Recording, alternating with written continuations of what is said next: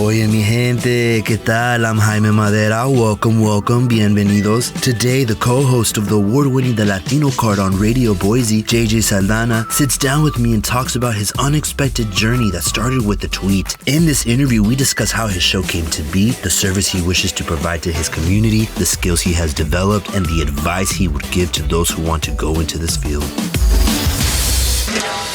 JJ Saldana, thank you for meeting up with me. How are you today? Thank you for having me. I'm doing great. Thank you. Can you give us your backstory? I grew up in Nevada. I moved to Boise to attend Boise State about 4 years ago. I started hosting the Latino Card. It started out as a podcast and now it's a radio show on Radio Boise. So you moved here from Nevada to attend Boise State University and started hosting the podcast The Latino Card, which is now on Radio Boise. What is your show about, and is there a service that you want to provide to your community? So we try to uplift voices in the Latino community here in Idaho. One thing that we say on our show a lot is representation matters, and you can't be what you can't see. That's amazing. Your show uplifts and provide representation to the Latin community here in Idaho.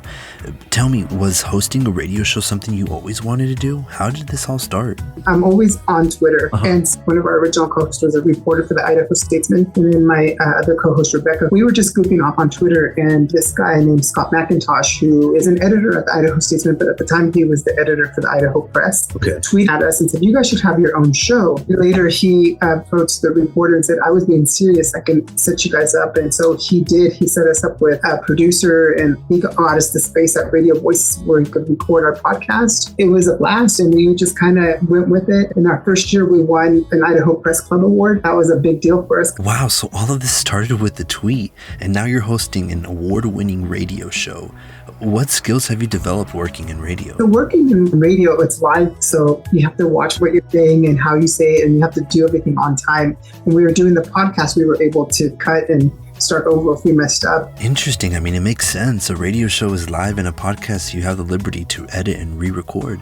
So my last question for you is, what advice do you have for those who are wanting to go into this field?